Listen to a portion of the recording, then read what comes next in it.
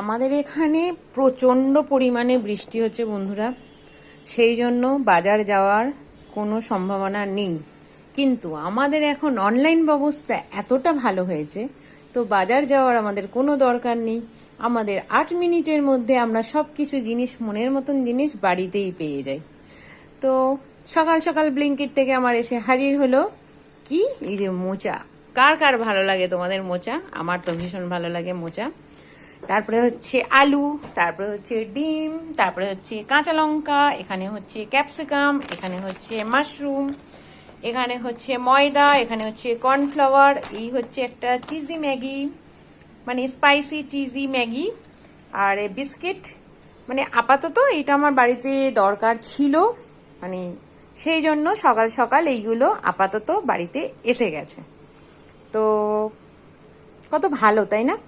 আমার তো বেশ মজার লাগে, বাইরে বেরোতে হয় না, অথচ বাড়িতে জিনিস চলে আসে। তো টাটা।